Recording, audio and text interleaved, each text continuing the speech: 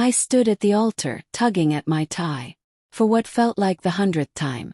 The weight of every gaze in the hall pressed against me. Then I saw her, Cindy, walking forward as if the moment itself had been crafted for her.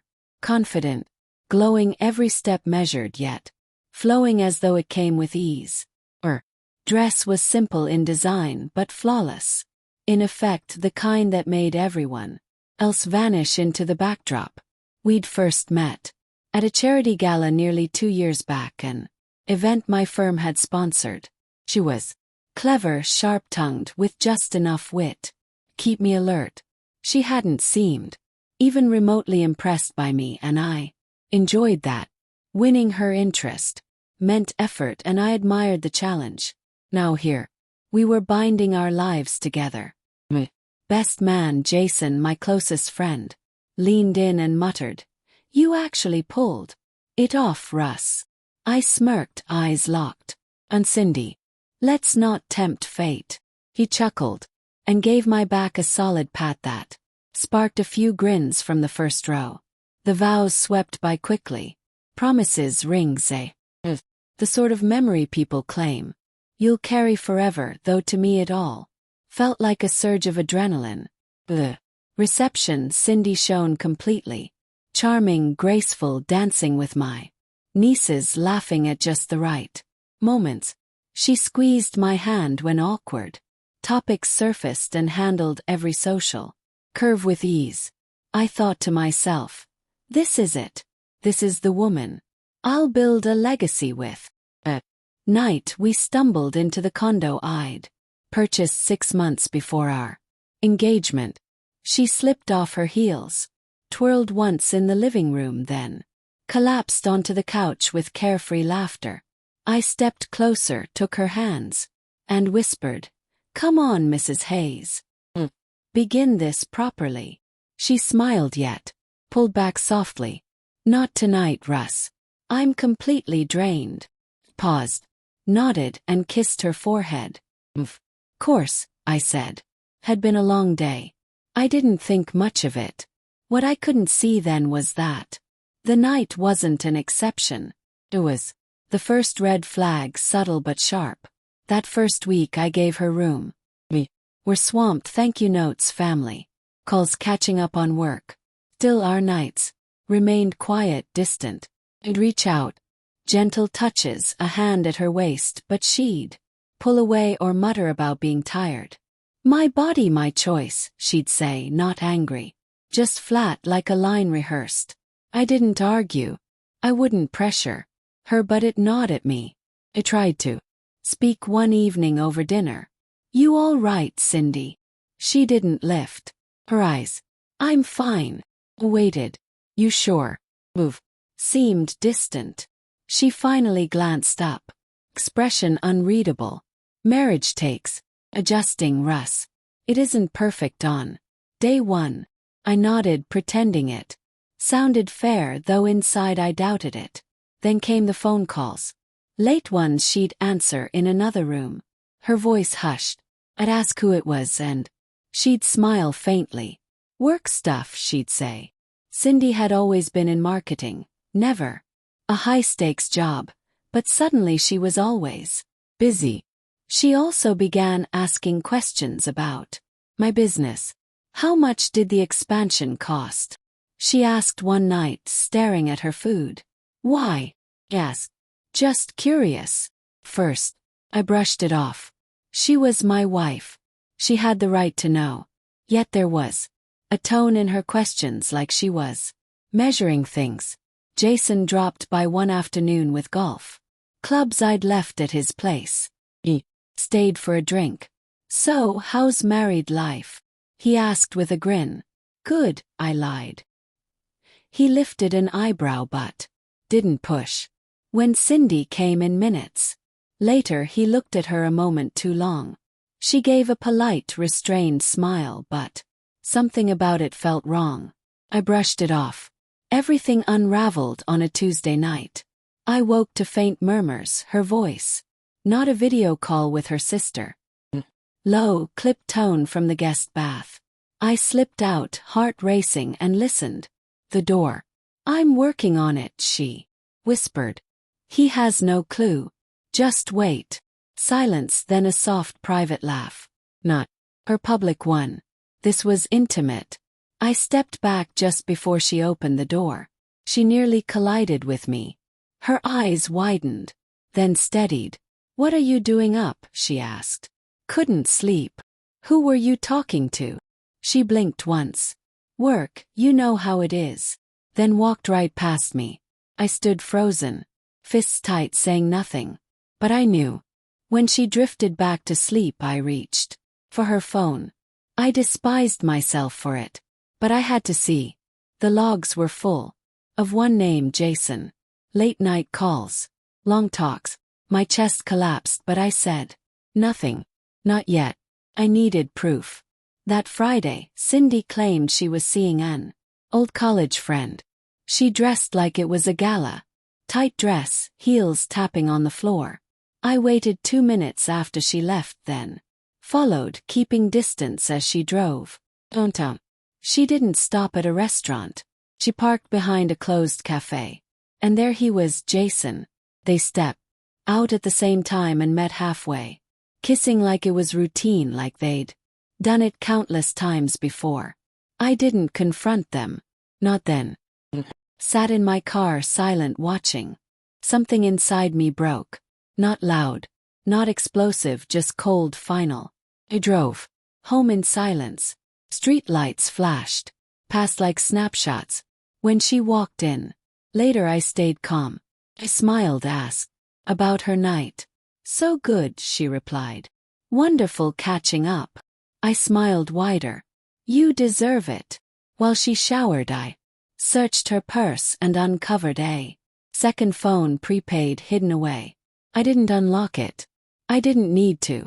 I snapped pictures, stamped the time, and emailed them to myself. By morning I called a private investigator, the same one Robert had hired once for corporate trouble.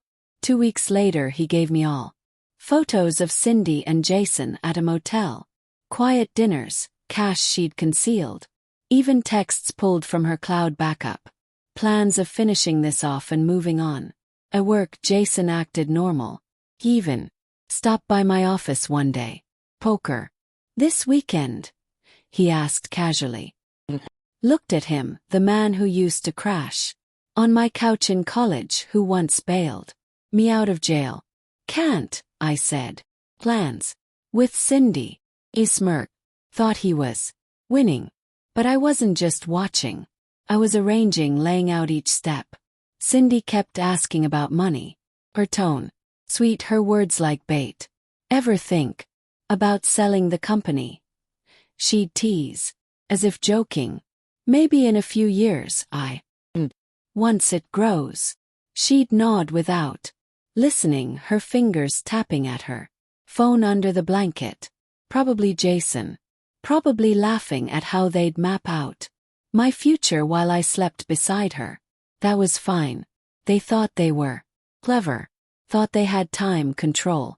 They never realized I was 5 steps ahead. By the 3rd week I had it all. Photos, records, text logs. Compiled. Everything into a thick folder, heavy. Enough to crush any excuse. That Friday, I left work early to see my lawyer, Angela. She was sharp, steady, exactly what I needed. I slid the folder over. She flipped through fast, her jaw set. Russell, she said, this isn't just infidelity. This is fraud. She's lining you up for a financial hit. I figured, I replied. I'll draft the papers. Move quickly. No warning. He nodded. Agreed.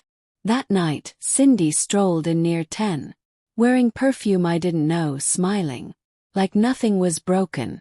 I poured her a glass of wine, kissed her cheek. How was it? Good, she said, sipping. Girl night. She curled on the couch, texting under the blanket, probably telling Jason I was clueless. I sat opposite, not angry, not hurt, just finished. The next morning, Angela served her the divorce Papers in our kitchen. Cindy looked at the envelope like it might explode. Divorce, she gasped. Fraud and cheating, I said, drinking. Puffy. She laughed hollow. You can't be serious. Dead serious. I stood, pocketed my is. And you're not getting a cent. Prenup's airtight, and I've got proof. Her smile snapped, sweetness gone. You'll regret this, Russell, she hissed. Already regretted marrying you, I said, walking out. I didn't see the glass hit the wall, but I heard it shatter. Cindy didn't go down quietly. Within days she spread her version online. Claims of neglect, abuse, isolation. Friends I hadn't spoken to in months suddenly texted asking questions. Ignored most. The ones who mattered knew better. The rest weren't worth it. Jason tried to lay low, but the investigator found more dirt. They weren't just cheating, they were plotting. The plan was to drain me, sell the company behind my back, and walk away. Which, one afternoon, Jason barged into my office. No knock. I was reviewing blueprints. Russ, come on, he said. Let's talk. I set the plans down slowly. Talk. Call Angela. You'll hear from her soon. You don't have to do this.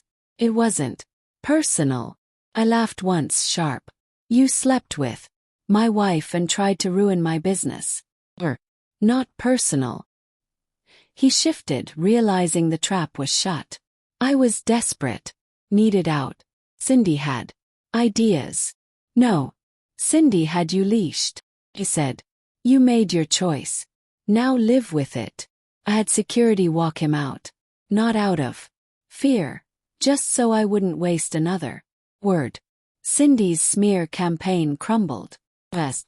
Angela released a clean statement. No drama, just facts. Screenshots, bank trails, dates. The internet did the rest. One day Cindy was the victim. The next, punchline. Forgotten by dinner. And me. Kept working. Signed deals. Built projects, stayed steady. They'd tried to burn me down. Instead they lit their own futures on fire. Cindy kept trying, texts, calls, each one more desperate. The last message was short. Asterisk, you ruined everything. Oh, you're happy. Asterisk, I never answered. There was nothing left to say. Jason tried to launch his own company. Word spread. Collapsed in months. Burned bridges. Don't hold weight. Meanwhile I kept moving. Promoted Eddie, my foreman, to manager. Angela tightened the company's legal walls. I'd lost a wife, a best friend, and some of my circle, but I still had my name, my business, my path. No one held it but those who earned it. A month later I drove beyond the city. Knowing just needed fresh air. We stopped at an old overlook where kids once made promises they'd never keep. I stepped out into the cool evening. The city lights flickered below like a heartbeat. Somewhere down there Cindy was still spinning stories. Jason still pointing fingers. None of it touched me. I thought of our wedding day. I choking my neck, thinking love and loyalty were enough. Believing she was the prize. I smiled, not bitter, not sad, just older, wiser. Some things break because they were never built right. The real shame would have been staying blind. I took the hit, removed the blinders, stood back up. Now I was building new. Every brick my own. My phone buzzed.